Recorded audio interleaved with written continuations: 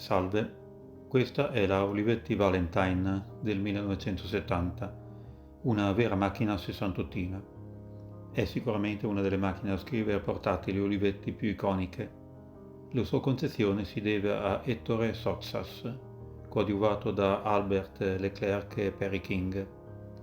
La Valentine, splendido esempio di design industriale, è presente nella collezione permanente del MoMA, il Museum of Modern Art di New York.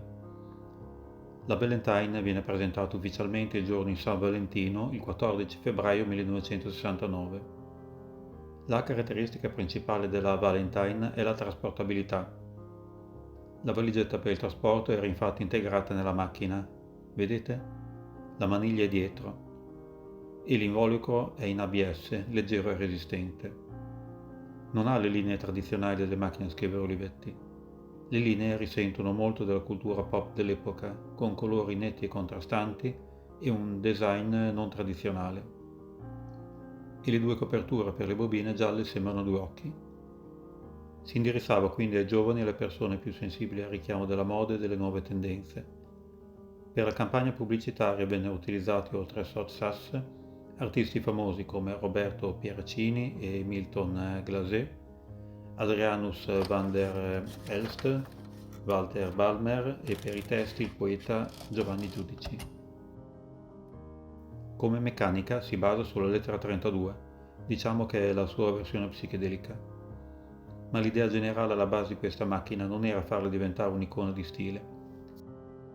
La Valentine nasce dalla preoccupazione dei vertici Olivetti per l'avanzata nel mercato europeo della concorrenza giapponese con le sue macchine da scrivere portatili a basso costo. L'Olivetti è già presente sul mercato con le ottime lettera 22 e lettera 32, ma ritiene di aver bisogno di qualcosa di più economico. A questo scopo all'inizio l'idea è produrre una macchina che scriva solo maiuscolo. In seguito si avanza all'ipotesi di togliere anche la campanella del margine. Poi si decide di cambiare la carrozzeria presso fusa in metallo con un rivestimento plastico economico, il Moplen, che si utilizza per fari secchi. Ma l'Olivetti non vuole scendere così in basso, decidono quindi di usare un tipo di plastica più nobile, l'ABS, e di tenere sia il minuscolo sia la campanella. Insomma, l'idea era di farne una macchina a scrivere popolare per la gente comune che chiunque possa utilizzare. Nacque quindi come un prodotto destinato a un largo consumo e come tale venne pubblicizzato in modo molto ampio. Vennero mandati fotografi in tutto il mondo a fotografare la macchina con bambini, piloti, giocatori di football, nei mercati, in spiaggia.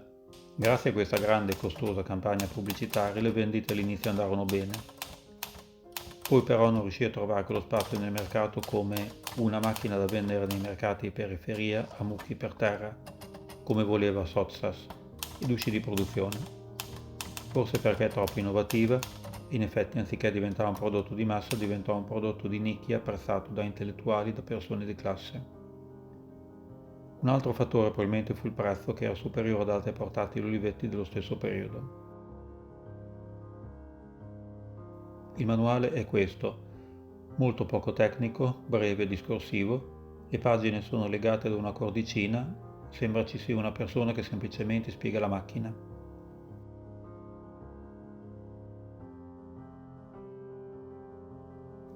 Qui c'è il blocco del carrello. Qui si regolano i margini. E questo tasto in alto a sinistra è il bypass del margine. E questa è l'interlinea. Qui si regola la spaziatura dell'interlinea. Lo 0 svincola il rullo dal meccanismo dell'interlinea, per esempio per fare un'aggiunta tra le righe.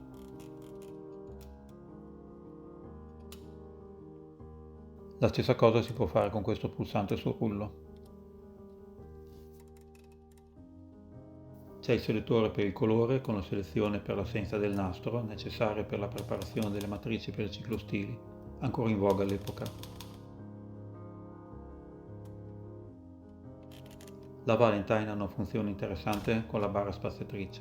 Se saltate una lettera in una parola e dovete riscrivere la parola in minor spazio, premendo la barra spaziatrice e la lettera, tiene una spaziatura più stretta, permettendo l'inserimento della lettera mancante. C'è il tabulatore. Premendo in su questa leva si inserisce un fermo in tabulazione Premendo la leva verso il basso la si toglie. E col tasto rosso si usa il tabulatore, utile per incolonnare i numeri per esempio. La Valentine rappresenta un esempio di come il design possa unire funzionalità, estetica e innovazione, creando un soggetto che non solo è utile ma anche bello e iconico. Dopo tanti anni la Lovetti Valentine continua a essere apprezzata da collezionisti e amanti del design e vintage